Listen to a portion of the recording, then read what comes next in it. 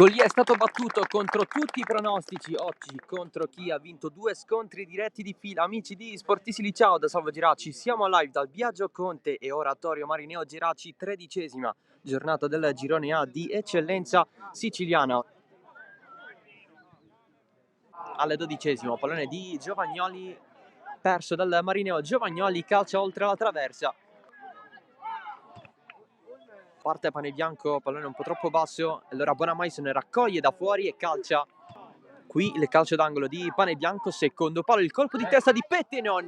De Luca salva quasi sulla linea, prova il doppio passo, si infila, mantegna, passa Panebianco, il cross in mezzo, Sendin respinge, pallone che rimane in aria, Guadagnoli, mezza rovesciata, Pettenon. La ripartenza una decina di anni fa del calcio A Marineo, dalla terza categoria, cross in mezzo, il colpo di testa di Guadagnoli, abbastanza facile, va dall'Opizio, suo avversario, Pettenon, prolunga, Bonamaison, lancio lungo, Guadagnoli al volo, che la rimanda indietro, ancora di Peri, Pettenon, Maggio, l'aggancio, prova il tiro da fuori, per provare l'azione offensiva.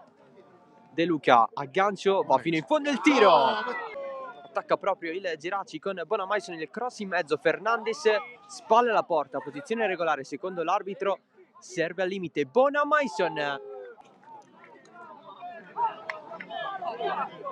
pallone dentro, lo va a raccogliere con il sinistro ribaldo, cerca la conclusione, De Luca lotta ancora, c'è fallo,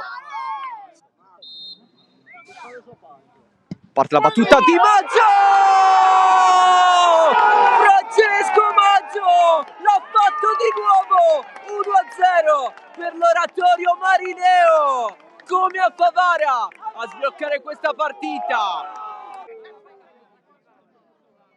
E adesso il Geraci cerca la reazione, Fernandes al volo, la parata di Sendin.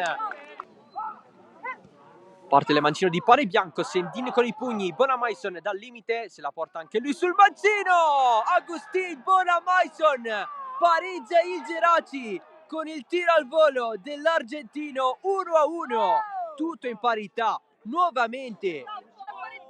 Che corre, c'è Bonamaison, supera l'avversario, Guadagnoli si inserisce, Bonamaison, passaggio dietro, Pettenon se la sistema, ancora il destro provato, raso a terra. La battuta viene lasciata a Panebianco, cross in mezzo, Guadagnoli di testa, un passo dalla rimonta per il Geraci. Vediamo un po'. Parte Maggio! Il pallone di Panebianco a scontrarsi con Maggio, Ferruccia dalla distanza, centrale per Sendin. La battuta in mezzo, secondo palo, colpo di testa di Ferruccia, bloccato da Sendin. C'è anche il triplice fischio da parte dell'arbitro ufficiale, l'1-1 tra Oratorio Marineo e Geraci.